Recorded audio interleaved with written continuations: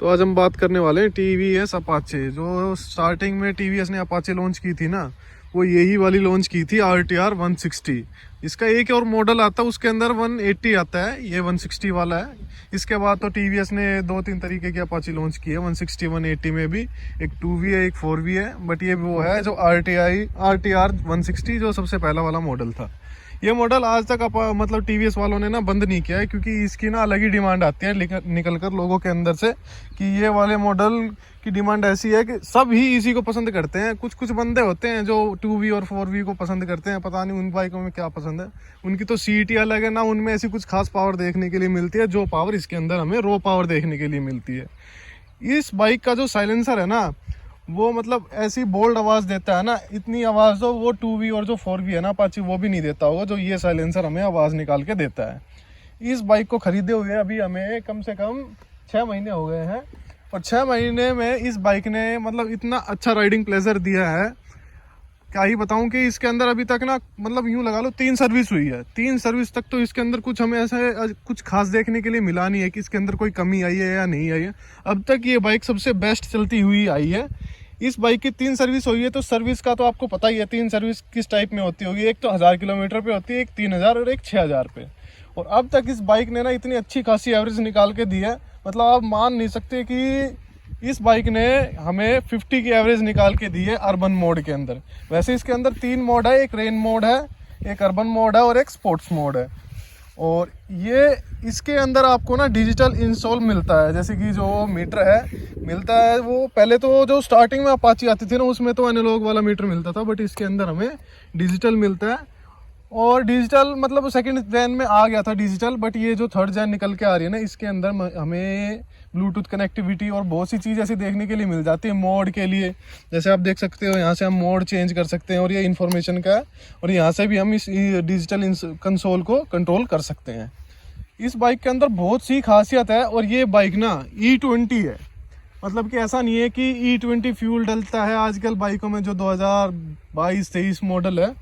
जब से E20 launch किया है सरकार ने, तो एवरेज ड्रॉप देखने के लिए मिल रही है, चाहे वो बाइक हो चाहे कार हो। बट जब से E20 बाइक बनने लगी और कार बनने लगी है ना, उनके अंदर मतलब एवरेज मतलब ड्रॉप तो है, बट वो पहले वाली एवरेज नहीं दे रही, बट थोड़ी स्टिल एवरेज बन रही है।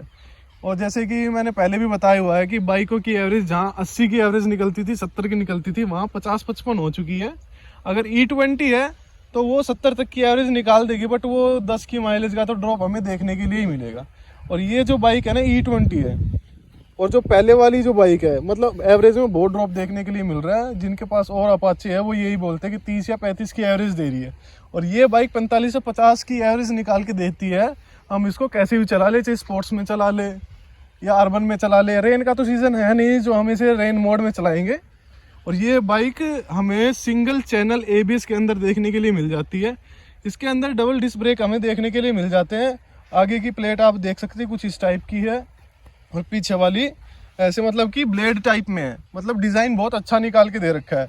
और जो टायर साइज है ना, आप इसका देख सकते हो, पीछे वाला जो है वो है 120, 70 और 17 इंच का है, और जो आगे वाला टायर साइज है 90, 17 का है। मतलब ये स्पोर्ट्स बाइक है ना, तो इनके जो दोनों टायर है ना, साइज जो वाला होएगा वो आपको सेम ही देखने के लिए मिलेगा। जैसे कि मैंने अभी एक बाइक की थी, उसका रिव्यू किया था, वो जो थी मीटियोर 350, उसका जो टायर साइज था ना, वो पीछे वाला तो था क्या बोलते हैं 17 का, और आगे वाला था शायद 18 का, मतलब 1 इंच छोटा था वो टायर। और ये बाइक के अंदर हमें सेम टायर देखने के लिए मिल जाते हैं, जैसे स्पोर्ट्स बाइक हो गई या जैसे कि नॉर्मल बाइक हो गई, उनके अंदर हमें सेम देखने के लिए मिल जाता है। और इस बाइक के अंदर हमें जैसे आप देख सकते हो, पहले तो हमें हेलोजन बल्ब देखने के लिए मिलता था, और हम यहाँ पे मतलब बाहर से भी आफ्टर मार्केट वो लाइट डलवाते थे वाइट वाली। बट अब कंपनी वालों ने खुद से ही सोच कर ना इतनी अच्छी लाइट प्रोवाइड कर दी है इसके अंदर। मतलब ये जो चीज़ थी ना, ये तो हमें पहले भी देखने के लिए मिलती थी, बट इसके अंदर हमें LED हेडलाइट देखने के लिए मिल रही है। एक इसके अंदर डाउन की है, एक इसके अंदर अप की है। अभी हमने डाउन की ऑन कर रखी है, ये तो वैसे ऑटोमेटिक ही ऑन आती है, बट अब ये आप देख सकते हो कि इसकी जो हेडलाइट है वो दोनों ऑन हो चुकी है। अभी मैं इसको स्टार्ट करता हूँ तब ये ऑन दिखेगी। ये देखो, ये दोनों लाइटें ऑन हो गई है। पहले तो इसकी लुक इतनी अच्छी नहीं आती थी, जब से ये LED हेडलाइट निकाली है ना इसके अंदर, मतलब वाइट ही है, और इतनी अच्छी मतलब इसका थ्रो है। अभी तो दिन हो रखा है, जैसे रात होती है, तो मतलब यूँ लगा लो कि थ्रो इसका कम से कम नहीं तो 200 मीटर जाके थ्रो लगता है इसका। जो अप वाला है, ये डाउन वाला नॉर्मल दिखता है, और 4x4 जिसे हम बोल देते हैं वो दूर तक जाता है इसका थ्रो। और इसकी जो इंडिकेटर है, पहले येलो देखने के लिए मिलते थे, अब तो कंपनी वालों ने ही वाइट दे दिए, अंदर भी येलो बल्ब डाल दिया। और इंडिकेटर का जो डिज़ाइन है वो भी बहुत ही मतलब अच्छा लगवा दिया है। मतलब पहले एक्सटर्नल लगवाते थे वो, तो मतलब चीज़ें बंद ही कर दी कंपनी वालों ने। बोला जब आप एक्सटर्नल लगवा ही रहे हो और इतने पैसे फूक रहे हो तो हम ही दे देते हैं ना ये सब चीज़ें, आप पैसे भी दे रहे हो। तो कंपनी वालों ने ये सब सोच के ये चीज़ें दी हैं। पीछे की जो लाइट है वो भी आप देख सकते हो, पहले से बहुत ही ज़्यादा डिफरेंट कर दी है। एक बार भाई इसकी हेड बैक लाइट चलाइयो, ब्रेक दबाई को छोड़ो, एक बार छोड़ दो, वो वाला ब्रेक लगाओ पीछे वाला। देख सकते हो मतलब कितना अच्छा स्लीक सा डिज़ाइन, शार्प डिज़ाइन दे रखा है इसके अंदर। और मेरे को तो इस बाइक के अंदर ना सबसे ज़्यादा यही अच्छा लगता है कि इसकी जो राइडिंग है ना, मतलब राइड करने का मतलब इतना अच्छा राइडिंग प्लेजर है इसका, किसी और बाइक में मेरे को देखने के लिए नहीं मिलता है। जैसे कि R15 होगी, वो स्पोर्ट्स बाइक हो गई, वैसे स्पोर्ट्स बाइक ये भी है, बट R15 के अंदर जो हमें मतलब कंफर्टनेस नहीं देखने के लिए मिलती ना, वो इसके अंदर हमें कंफर्टनेस देखने के लिए मिलती है। वो भी 150 की बाइक है इंजन जो उसका, और ये 160 है। अगर आप इसके अंदर 180 लेते हैं तो कुछ ना कुछ आपको बैटरी ही परफॉर्मेंस देखने के लिए मिल जाती है। और अभी इस बाइक के अंदर आप देख सकते हो कि मतलब इसकी कंडीशन ठीक है, मतलब धुलवाई उलवाई नहीं है, क्योंकि हमारे यहाँ गाँव में थोड़ा काम चल रहा है कंस्ट्रक्शन का, रोड वगैरह का, तो रोड पे पानी भरा रहता है, इस वजह से कितनी भी धुलवाओ ये बाइक गंदी हो रखी है। आप देख सकते हो कि ये जो चैन है, चैन के ऊपर भी कितनी मिट्टी लग रही है, अलॉय है उन पे भी। और ये जो मिट्टी लगी है ना चैन पे, ये कहीं ना कहीं हमें डिसएडवांटेज है कि चैन के अंदर से आवाज़ आएगी, और इसकी वजह से ना जो मिट्टी लगती है उससे ना चैन खराब भी हो जाती है। मतलब इसको तो धुलवा के रखना चाहिए, या एक टोटल बॉडी क्लीनर आता है जो वो मतलब कि जो जर वगैरह लग जाता है, मट्टी वट्टी लग जाती है, जिससे कि क्लीन हो जाती है, ये उससे ठीक हो जाएगी। अगर इस पर ध्यान नहीं दिया तो चैन में प्रॉब्लम आती ही जाएगी। चैन बोलेगी फिर 10-15 दिन में फिर इसको टाइट कराओ। अगर हम इसको क्लीन रखेंगे तो बैटरी ही परफॉर्मेंस देखने के लिए मिलेगी। और ये जो बाइकें होती है ना, वो परफॉर्मेंस सिर्फ चैन कवर, ये बोलते हैं ना चैन सेट, उसकी वजह से ही परफॉर्मेंस देखती है। और इसके अंदर हमें दो तरीके से मतलब 2 हॉर्न लगे आ जाते हैं। मतलब बाइकों में सिंगल हॉर्न आता है, ये इसके अंदर 2 हॉर्न देखने के लिए मिल जाते हैं। इनकी आवाज़ भी मतलब पहले वाली बाइकों जैसी है, बस थोड़ी सी ही डिफरेंट हुई है। आवाज़ मैं आपको सुना देता हूँ किस टाइप की है। मतलब कि ऐसा फील होता है कि 2 तरीके के हॉर्न बज रहे हैं, मतलब हॉर्न की आवाज़ तो सेम है बट 2 हॉर्न बज रहे हैं, इस टाइप का हमें देखने के लिए मिल जाता है। अब आ जाते हैं हम इसके जो डिजिटल कंसोल है उसके अंदर, वो कैसा हमें देखने के लिए मिल जाता है। कुछ इस टाइप से ये स्टार्टिंग होती है इसकी, गियर अप लिख के आता है, उसके बाद रेसिंग का जो फ्लैग है वो दिखता है, और हाई अपाचे लिख के आता है। इसके अंदर हमें स्टार्टिंग में ये दिख जाता है कि एवरेज स्पीड, ये तो हो गया हमारा फ्यूल का, और ये ऊपर जो हमें दिख रहा है ये आरपीएम का हो गया। टोटल आप देख सकते हो 6726 किलोमीटर चली है। और इसके अंदर हमें गियर का देखने के लिए मिल जाता है कि कितने गियर डल रहे हैं कितने नहीं। वैसे इसके अंदर 5 गियर हमें देखने के लिए मिल जाते हैं। और ये साइड स्टैंड आप देख सकते हो कि साइड स्टैंड का भी हमें ऑप्शन देखने के लिए मिल जाता है, टाइम का भी देखने के लिए मिल जाता है।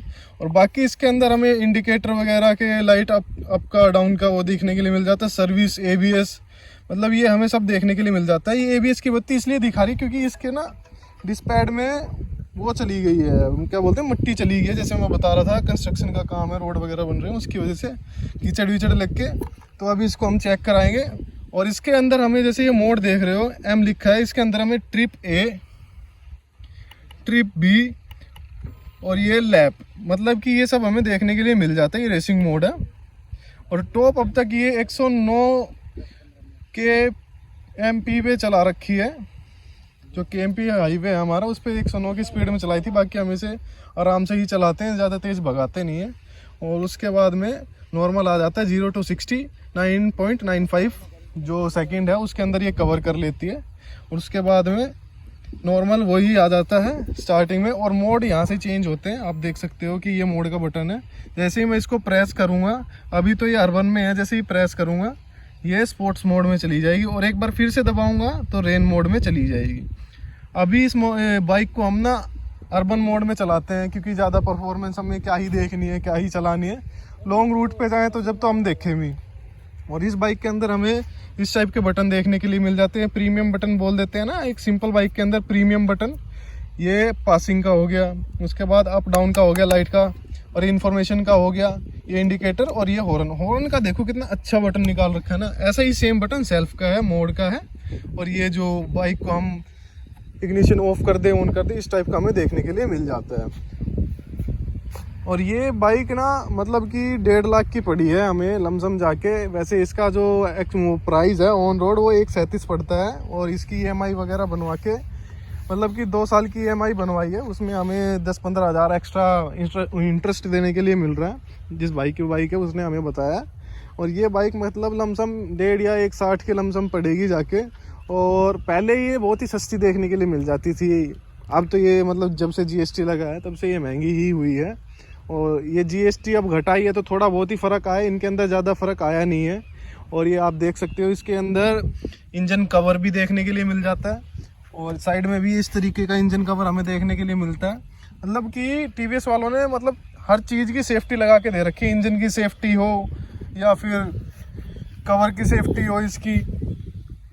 इसके अंदर जो चेची है 33 नंबर वो हमें इधर देखने के लिए मिल जाता है, पहले हमें इधर कहीं देखने के लिए नहीं मिलता था, अब तो QR कोड वगैरह देखने के लिए मिल रहा है। और इंजन के ऊपर ये मतलब बहुत ही ज़्यादा चेंज किया है TVS वालों ने, बहुत ही अच्छी मतलब डाल दिया इसके अंदर। परफॉर्मेंस तो बहुत ही अच्छी है, डालने की क्या बात है, इसकी स्टार्टिंग से परफॉर्मेंस अच्छी है। अभी इस बाइक के अंदर इतना ही है, और जैसे ही कुछ और अदर हमें इन्फॉर्मेशन मिलेगी तो हम बाइक के ऊपर एक वीडियो फिर से बनाएंगे।